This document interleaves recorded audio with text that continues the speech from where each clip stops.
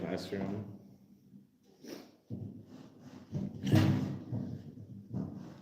All right. So we're finishing up Proverbs chapter 12 here. Proverbs chapter 12. And we're going to be looking at verses 23 through 28, which is the last 6 verses of the chapter. I've titled this lesson Wisdom for the Anxious, because the general topic of the 6 verses is anxiety and its relationship with both work and wisdom. And very similarly to the last 6 verses that we looked at, which was 17 through 22, where it's sort of a Russian nesting doll of sorts, where you've got 2 things that work together in the middle, 2 things that work together on between that and the 2 things that work together on the ends. And it's very similarly set up to that. That's letting you know the whole thing is sort of bookended. So as I've said before, you can basically take any 6 proverbs and get them to sort of work together, especially if they're right next to each other. But it's little things like this in the setup of the verses that let you know that he kind of meant for this to be taken as a group, or this one to be taken as a group. Well, this one is no different. It says, "A prudent man conceals knowledge, but the heart of a fool proclaims foolishness. The hand of the diligent will rule, but the lazy man will be put to forced labor. Anxiety in the heart of a man causes depression, but a good word makes it glad. The righteous should choose his friends carefully, for the way of the wicked leads them astray. The lazy man does not roast what he took in hunting, but diligence is man's precious possession. In the way of righteousness is life, and in its pathway there is no death." So we're going to work our way from the inside out this time. So we're going to start with this middle 2, which is concerning the major theme of today, which is anxiety and its both its cures and its causes. Now, I'm not a psychologist. I haven't studied psychology all that much. I've listened to some people who know quite a bit about it. And one of the interesting things that they point out is that if you want to get real technical about it, the question is not really why do people suffer from anxiety, but why is everyone not crippled by anxiety all of the time? Because this world is a very anxiety-inducing place. There's lots of things that could go wrong at any one moment, and so the question isn't really why is somebody anxious, but why isn't everybody anxious? And there's a few reasons for that. The most notable of which is that we seem to have a filter for the most part, most people do, where we filter out all of the worst things that could happen that are the least probable things to happen. So we don't even worry about things that are like a 0.1% or a 10% chance even of happening. Generally speaking, we don't worry about things that are that unlikely to happen. And so we only focus on the really probable things. And so most people are only anxious when, well, it's really dangerous. And there's a higher than, say, 10% probability of something going wrong. Or higher than 1% probability of something going wrong. That's how most people operate. And so then someone who has an anxiety disorder, they are operating by not having that filter that removes sort of the very improbable things from why we might be anxious.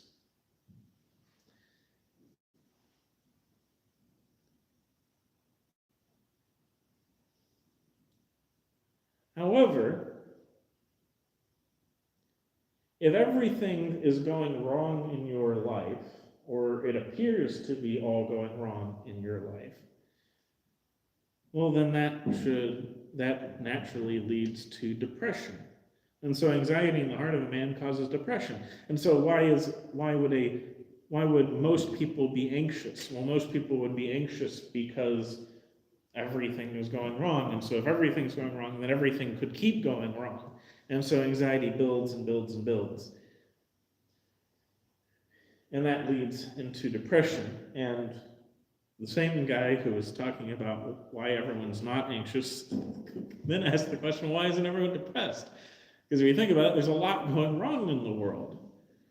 And it's very much the same answer. Is for the most part, we sort of filter out all of the worst things. But that doesn't really work if you're anxious at the moment.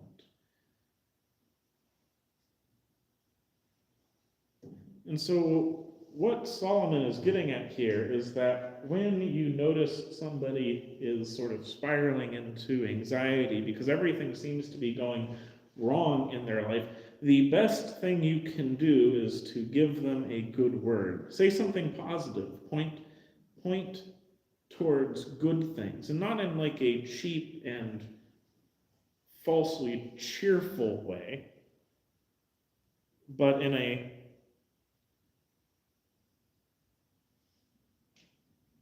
this is going right. There's something good to focus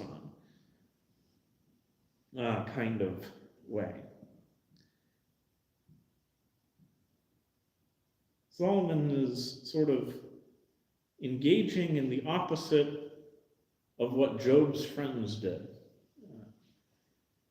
Sure, we're all at least loosely familiar with the story of Job. Job has sons and daughters. He has a multitude of sheep and goats and cattle. He's got tons of servants. He's very wealthy. And in the span of a day, a fire breaks out and kills all of his children as they're having a feast. A band of robbers come and steal all of his sheep. And a tornado arrives and kills all of his servants. And so all of a sudden, he's only got 3 servants and a wife left. And that's it. And all of his possessions are gone. And so, Job experiences unimaginable loss, but he refuses to curse God. In fact, what he says is, the Lord gives, the Lord takes away, blessed be the name of the Lord. And obviously he's feeling bad for himself at this point, and he's probably starting to become anxious and slightly depressed, and then it just sort of gets worse. In a few days, he catches some sort of disease that covers him from head to toe in painful boils and sores. I'm not entirely sure what disease it is, but it's not a disease that generally leads to death. He's not deathly ill, but he's certainly uncomfortable all the time. And finally, his 3 friends show up, and they just sit in silence with him for about 3 days. And that was the best 3 days that he had with his friends during this particular visit, because they immediately start berating him and all the things that they think that he's done wrong that would deserve such a punishment from God.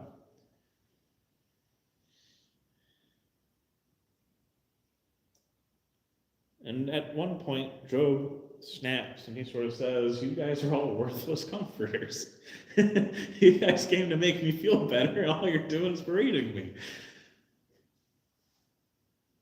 Well, that's sort of the opposite of what Solomon's saying here, is whenever you see someone going into this, this spiral of anxiety, the best thing to do is not to berate them and tell them all the things they've done wrong and tell them what they could have done better and how they could fix their problem and how they could shape up and pull themselves up by the bootstraps. Instead, it's a good word makes it glad. Solomon's advice is, if you see someone spiraling into anxiety and depression, don't berate them, don't nitpick them. Give them some kind of positive to focus on. Say a good word. And it it doesn't need to be cheesy or anything or forced.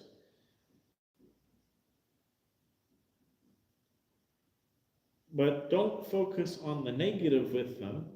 Especially don't focus on the negative about them. That's the worst thing you can do. So focus on something positive. In a similar vein, the righteous should choose his friends carefully, for the way of the wicked leads them astray. This is hand in hand. Do you want to know why you should choose your friends carefully? Well, it's not just that bad company corrupts good morals, and that good company helps to strengthen you, and iron sharpens iron, but also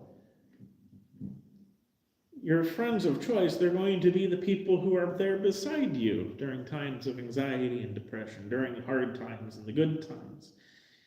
And if you've got a bunch of people who are willing to, like Joe's friends, to simply beat you upside the head with all the things you can do better, well then,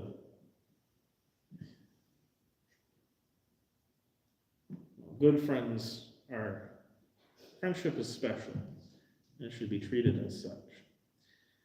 Now, you shouldn't be choosing friends who are just never going to tell you if you've messed up, and you shouldn't choose friends who are just yes men. But there's a difference between being a yes man and being able to say something positive in times of suffering and to give silver linings. Incidentally, that also means that we as individuals should strive to be the type of friends who can do that.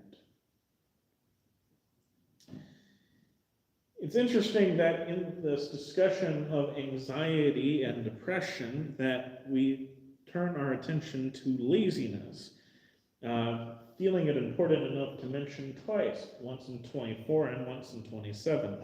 The hand of the diligent will rule, but the lazy man will be put to forced labor.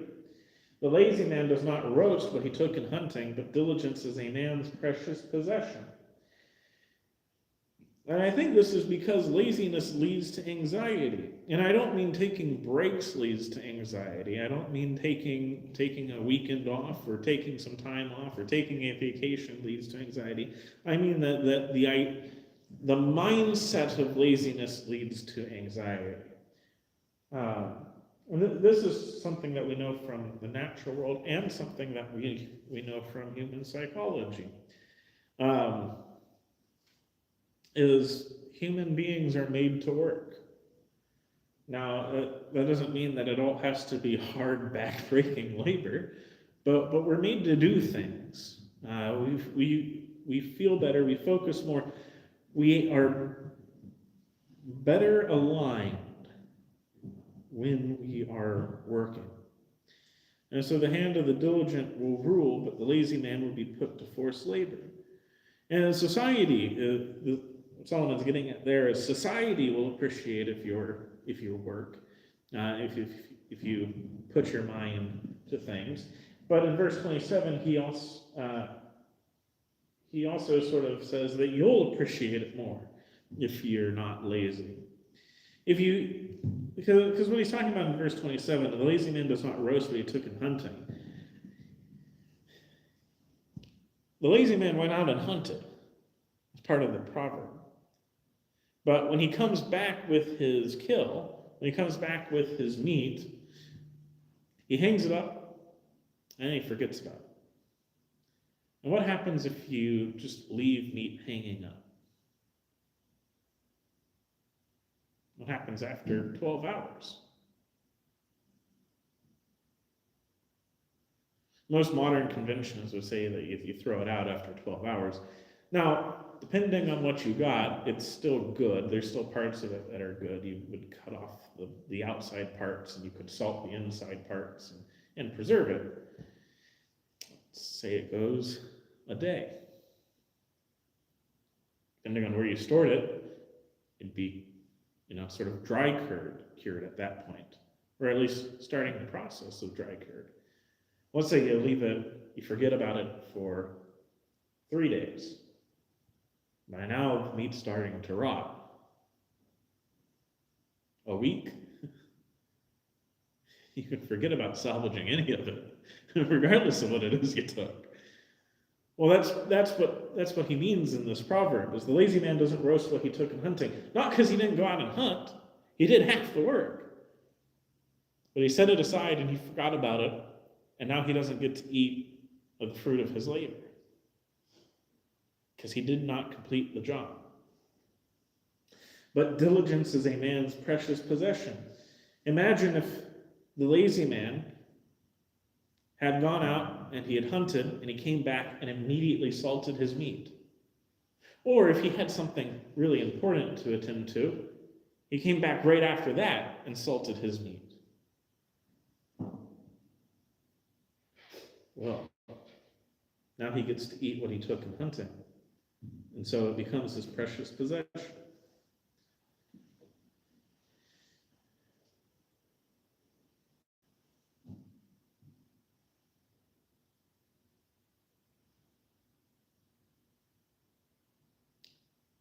But if you're lazy, if you have that mindset of laziness, of not wanting to complete your work, well, then laziness leads to anxiety. In part, maybe you'll be put to forced labor. It's probably pretty anxiety-inducing, being enslaved by the state. But even in verse 27, now the lazy man has to worry about what he is going to eat, now that what he's hunted has rotted. Now he's got to worry about whether or not he'll catch anything if he goes out and fishes, whether or not he'll have a meal. But if he had been diligent, he wouldn't have to worry about it. It's kind of like the story of the grasshopper and the ants. I don't know if anyone remembers that old Aesop fable, but the grasshoppers played all summer and the ants worked all summer, and when winter comes, the grasshoppers asked to get into the anthill to eat over winter. The ants say, no, if we let you in, all our kids are going to starve. We can't let you in. You're going to have to put up with the fact you were lazy.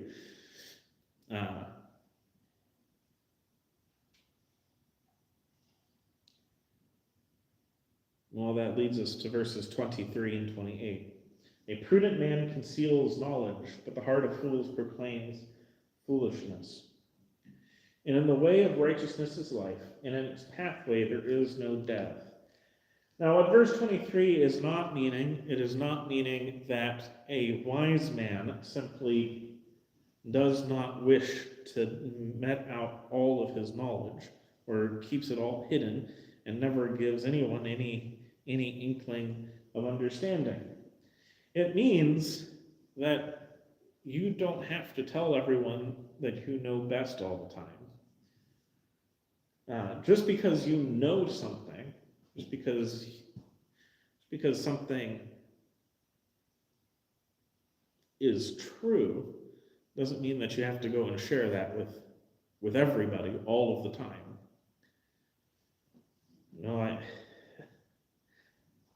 I like biological facts. I like to study biology from time to time.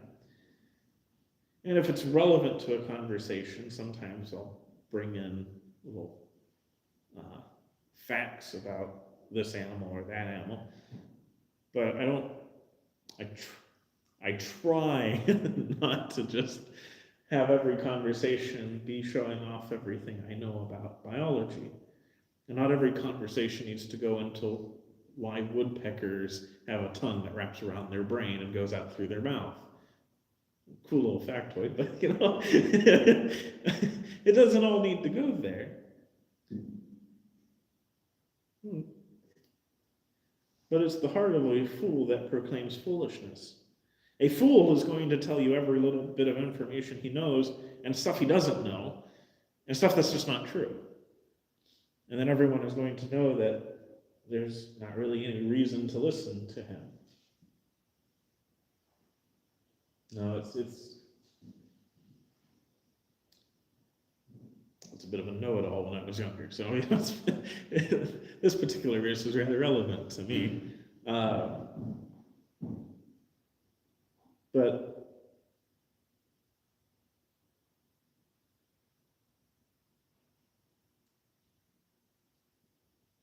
there are times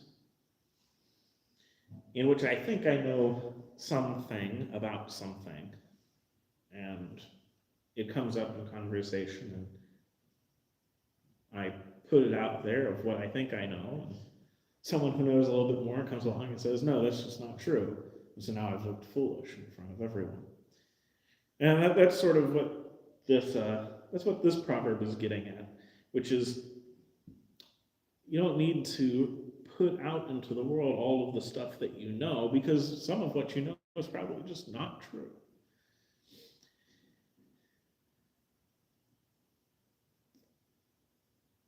Why is that in the anxiety verses? Well, to lots of people, being made to look like a fool is going to lead to some amount of anxiety. And so learning prudence, knowledge, and righteousness is what Solomon is getting at. It's going to allow you to avoid looking like a fool, and therefore avoid this aspect of anxiety.